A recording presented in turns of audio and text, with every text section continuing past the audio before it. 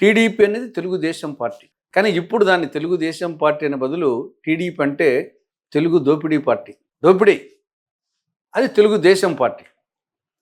తర్వాత ఎన్టీఆర్ ఆశయాలకు, ఆదర్శాలకు చాలా దూరం పోయింది ఈ పార్టీ చంద్రబాబు నాయుడు నాయకత్వంలో. ఒక 2-3 ఎగ్జాంపుల్స్. ఎన్టీ రామారావు గారు పార్టీ ఎందుకు స్థాపించారు? తెలుగు భాష కోసం, తెలుగు జాతి కోసం, తెలుగువారి ఆత్మగౌరవ పరిరక్షణ కోసం ఆయన రాజకీయ పార్టీని స్థాపించాడు. పార్టీకి పేరు కూడా ఏం పెట్టాడు? తెలుగుదేశం అని పెట్టాడు. చాలామంది అప్పుడు వచ్చేసి ఇదేంటి తెలుగుదేశము, రేపు మైనారిటీలు, ముస్లింలు వాళ్ళు ఓట్లు వేస్తారు లేను భయపడిన రోజులు కూడా ఉన్నాయి. కానీ ఆయన వచ్చేసి తెలుగు భాష కోసం, తెలుగు జాతి కోసం పార్టీ పెడుతున్నాడు కాబట్టి తెలుగుదేశం అని పేరు కూడా పెట్టాడు. కానీ ప్రస్తుతం ఏం జరుగుతూ ఉంది? ఎన్టీ రామారావు గారు పాఠశాల విద్యలో తెలుగు మాధ్యమంలో చదివిన వాళ్లకు ఏపీపీఎస్సీలో వెయిటేజ్ మార్కులు ఇచ్చాడు. ప్రస్తుతము పాఠశాల విద్యలో తెలుగు మీడియం లేదు. 1 నుండి 10 వరకు తెలుగు మాధ్యమం లేదు. ఇంకా తెలుగు మాధ్యమం ఇది వచ్చేసి ఒక చారిత్రక తప్పిదం. జగన్మోహన్ రెడ్డి పాలనలో జీవో 85 ఇచ్చాడు పాఠశాల విద్యలో తెలుగు మాధ్యమాన్ని రద్దు చేస్తూ.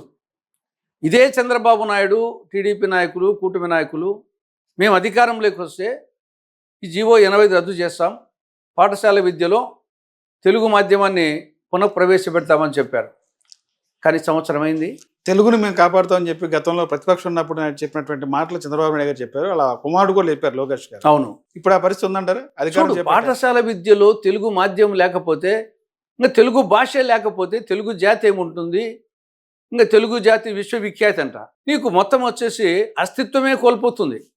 ఒక జనరేషన్ అయిపోతే పిల్లలకు వచ్చేసి తెలుగు భాష రాయడము, చదవడము, మాట్లాడడం రాకపోతే నీవు తెలుగు జాతి అస్తిత్వమే కోల్పోతుంది, ఉనికే కోల్పోతుంది. కాబట్టి ఎన్టీ రామారావు పార్టీకి పెట్టింది ఎందుకు? ఈరోజు జరిగేది ఏంది? కాబట్టి పూర్తిగా వచ్చేసి రివర్స్ జరుగుతూ ఉంది. That is number 1. రెండవది వైద్య విద్య. రామారావు గారి క్యాసెట్ కూడా ఉంది. డొనేషన్ కట్టి, క్యాపిటేషన్ ఫీజు కట్టి ఒక విద్యార్థి ఎంబీబీఎస్ చదివి అతను రేపు ఆపరేషన్ చేస్తే ఆ పేషెంట్ పరిస్థితి ఏమిటి? పేషెంటే గల్లంతుగాడా అని వైద్య విద్యలో, క్యాపిటేషన్ విద్యలో వచ్చి క్యాపిటేషన్ ఫీజును ఆయన పూర్తిగా వ్యతిరేకించాడు. ఇప్పుడు మొత్తం గవర్నమెంట్ మెడికల్ కళాశాలన్నీ ప్రైవేట్ పరం చేయబోతున్నాడు. పులివెందుల మెడికల్ కాలేజ్ 24-25 ఆర్థిక విద్యా సంవత్సరానికి నేషనల్ మెడికల్ కమిషన్ 50 ఎంబీబీఎస్ సీట్లు కేటాయిస్తే ప్రైవేట్ పరం చేయాలని చెప్పేసి ఆ ఉద్దేశం పెట్టుకొని మాకు వద్దని చెప్పేసి లేఖ రాసింది ప్రభుత్వం.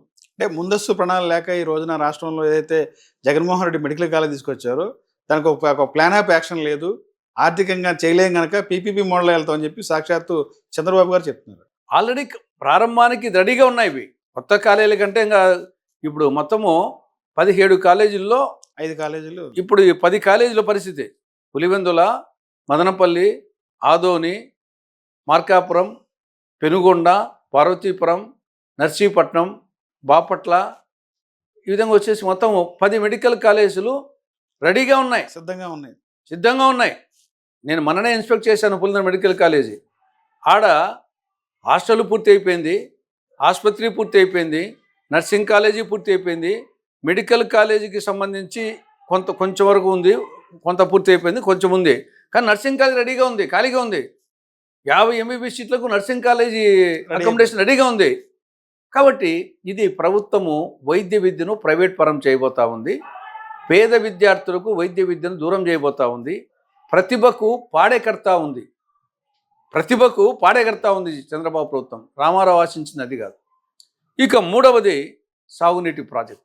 తెలుగంగ, గాలేరు నగిరి, హంద్రీనీవా ఇవన్నీ రామారావు గారి మానస పుత్రికలు. కానీ రామారావు గారు ఎక్కువ రోజులు లేరు కాబట్టి దాని మీద ఆయన రూపకల్పన చేశాడు కానీ తర్వాత చేయలేకపోయాడు. టీడీపీ చంద్రబాబు వచ్చిన తర్వాత టోటల్గా నెగ్లెక్ట్. అవన్నీ సింహభాగం పూర్తయింది కాంగ్రెస్ హయాంలో.